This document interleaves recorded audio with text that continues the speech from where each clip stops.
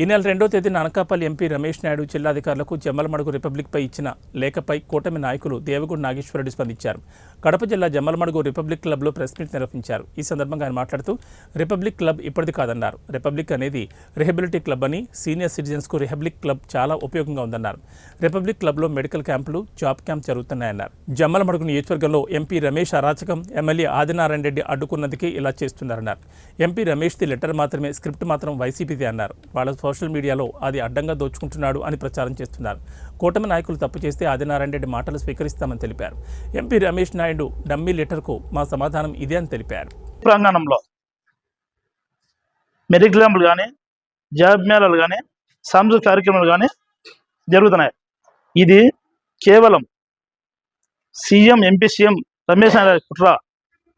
ప్రభుత్వం వచ్చిన నెల నుంచే వాళ్ళు అడ్డంగా ఇసుక దోపిడీ చేయడం జరిగింది. మన ఎమ్మెల్యే ఆదినారాయణ గారు ఆ దోపిడీని అరికట్టడం జరిగింది. వాళ్ళు ఒక సిఐని ట్రాన్స్ఫర్ విషయంలో కానీ, ఒక ఎంజీఓ ట్రాన్స్ఫర్ విషయంలో కానీ వాళ్ళు చేసే ఆటలు ఇక్కడ సాగలేదు. దానికి కుట్ర కోణమే ఇదంతా చేస్తున్నారు.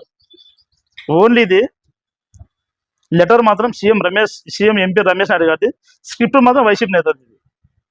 అంత కుట్రలో భాగం ఇది. అమ్మ తోడు ఆది అడ్డంగా దోచేస్తున్నాడు అని వస్తే ఛానల్ కూడా ప్రచారాలు చేస్తున్నారు. కుట్రలో భాగంగా నేను చెప్తున్నా, అమ్మ తోడు ఆది అడ్డంగా అభివృద్ధి చేస్తాడు. ఈ 5 ఏళ్లలో జమ్మలమడుగు కనీ విని రైతు అభివృద్ధి చేస్తాడు ఆదినారాయణ రెడ్డి. కేవలం ఆదినారాయణ దోపిడీ అనే మాటలు మాట్లాడుతున్నారు.